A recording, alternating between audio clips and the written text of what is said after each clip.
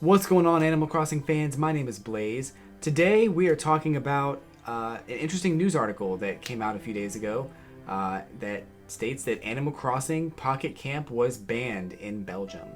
Um, so why? Why did this happen? What's going on with that? Well, that's a great question. I'm glad you asked. In 2018, Belgium outlawed games that use loot boxes to reward players with random items. The game mechanic is an illegal form of gambling according to the country's gambling regulator. Animal Crossing Pocket Camp and Fire Emblem Heroes will both no longer be available after the 27th of August. So, as of right now, you can no longer play Animal Crossing Pocket Camp or Fire Emblem Heroes if you live in Belgium. Now, there may be ways around that. I was able to play Animal Crossing Pocket Camp before it came out in America. Since it was out in Australia, I was able to jump into those servers and play for a little while, but that's beyond the point.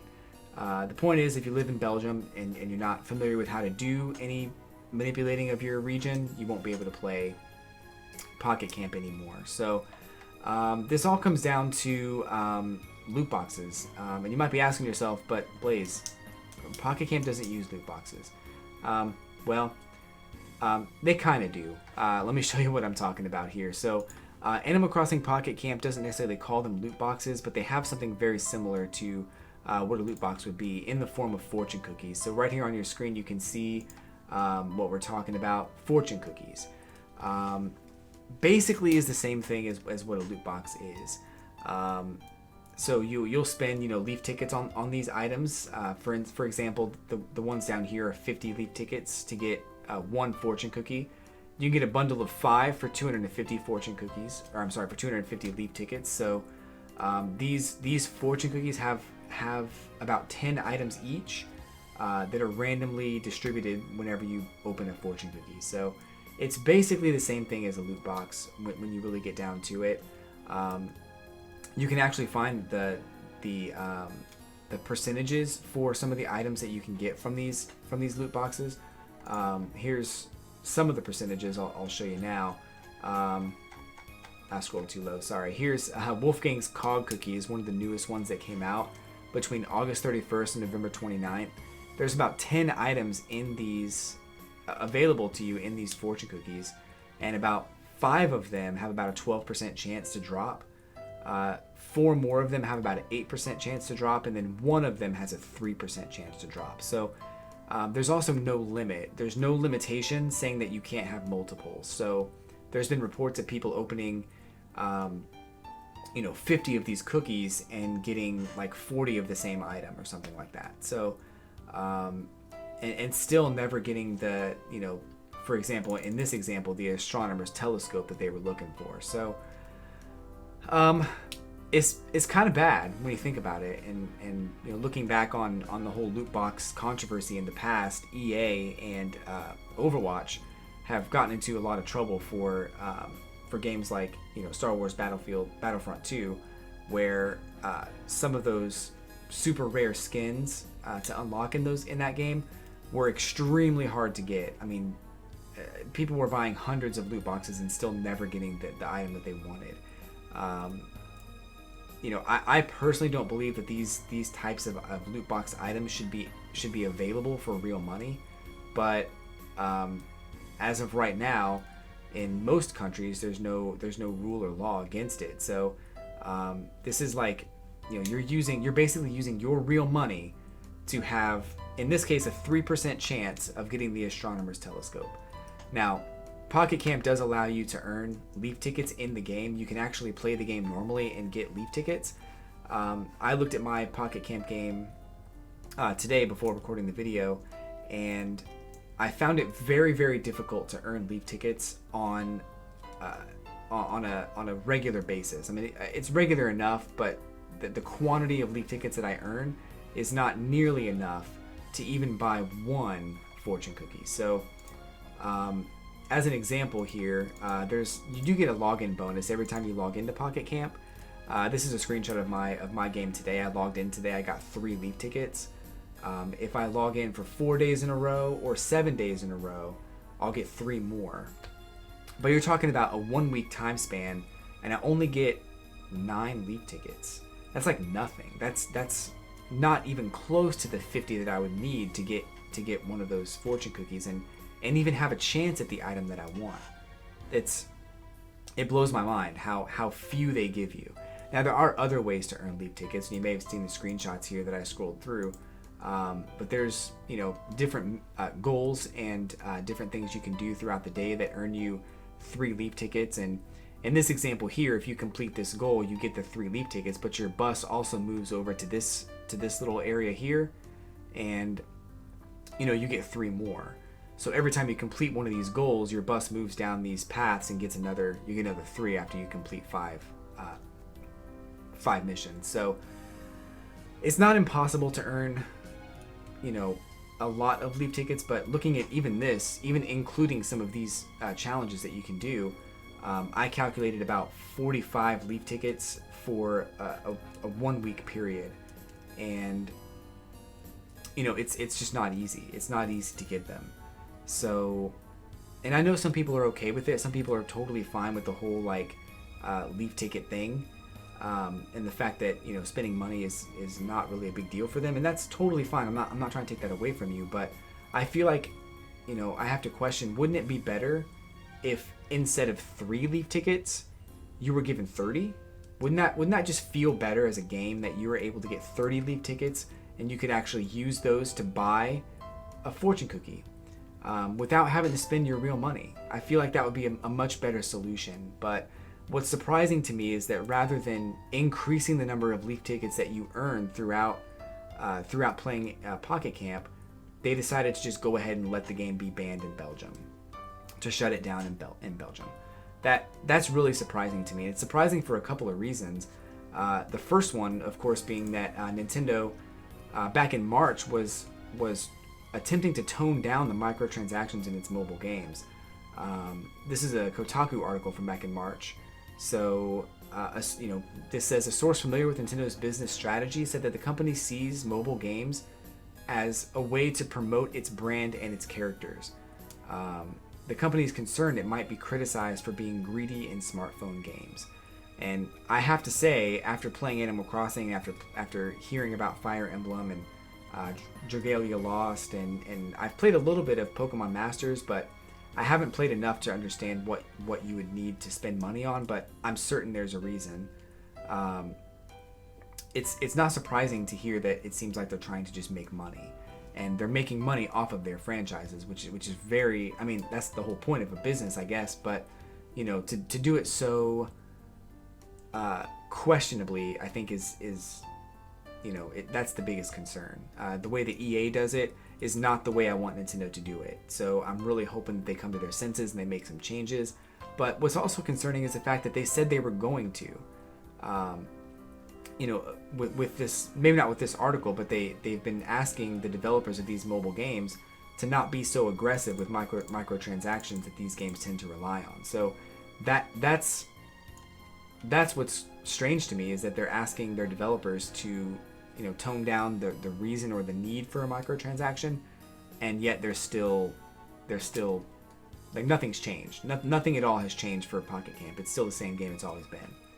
I'm assuming the same is true for Fire Emblem, so it's very concerning, especially when you look back at Nintendo's past and you think about how back in Pokemon Red and Blue there was a game corner which had slot machines. Now these slot machines operated on tokens that you would that somebody in the game would just give you. I think there was a lady that would, behind the desk, she would give you a 50 tokens, or there was a man that would give you a coin case that already had 50 in it. You could find more on the floor. You never had to spend a single dollar of Pokemoney, let alone your real money. That would be out of the question completely. But gambling in Pokemon was I guess it was a concern, because when they remade Pokemon Red and Blue and Pokemon Alpha Sapphire and Omega Ruby, they took out the slot machines because they were a form of gambling. But it wasn't even gambling with real money. The loot box system and the way that Nintendo does these fortune cookies is clearly more of a gambling thing than the game corner in Pokemon, because you're using your real money for a 3% chance to get the item that you want, and this is okay. They're fine with it.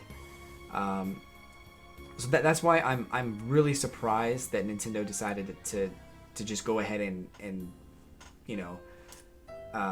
shut down Animal Crossing Pocket Camp in Belgium, rather than just fix the problem. The problem is that you don't earn enough leaf tickets. Bottom line. I think I played for a couple weeks straight. Now, on this screenshot, you can see that I have 777 leaf tickets, but I'm extremely stingy with when I use them. I almost never use them, but I do have a lot of them. Understandably so. I think I've only bought maybe 10 fortune cookies in the entire time I've had this game. But when you look at other things that are going on in this game, and you look back at some of the items you can craft, these are some of the items that you can craft that are limited time special event items, and they cost 80 leaf tickets. That's a lot. And I didn't scroll down to show some of the others, but some of these items are 500 leaf tickets, and they're really expensive in order to get some of the things that just honestly look cool. And if you want your character to dress a certain way, of course you're going to want to spend your leaf tickets to get those clothing items, but when you're talking about 80 leaf tickets and 500 leaf tickets, that's a lot. And I think it's a very aggressive tactic to get people to spend money. And that's what's concerning, and that's what's very strange to me, is why they didn't just change the leaf ticket currency model.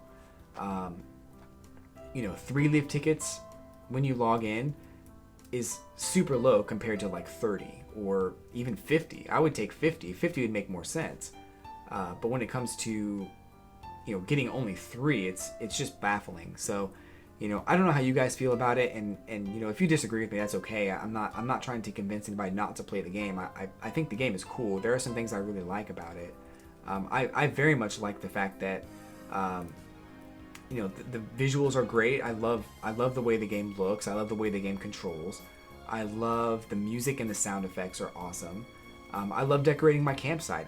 That's something that will always be fun about Animal Crossing for me, is the unique and wonderful ways that people creatively decorate their campsites and their camper. That's so cool. I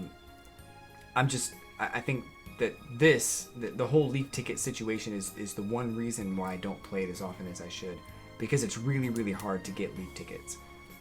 If they fix that and they change the game, then maybe it'd be better to open it back up in Belgium. If you're not spending your real money to get some of these items, then great.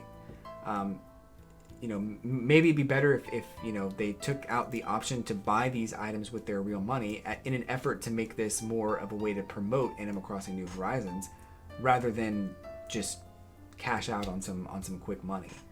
That's kind of what it feels like, is that they're just trying to make a boatload of money and be greedy. So what's actually happening feels like it's contradicting what Nintendo said back in March. They did make an effort, though, recently to disclose all the drop rates for Animal Crossing. So this is an article on The Verge from back in, just earlier this year, like maybe a month ago in August, on the 7th. They said that they're increasing transparency in loot box purchasing at Nintendo. Ensuring that our customers can make informed choices when they play our games is very important.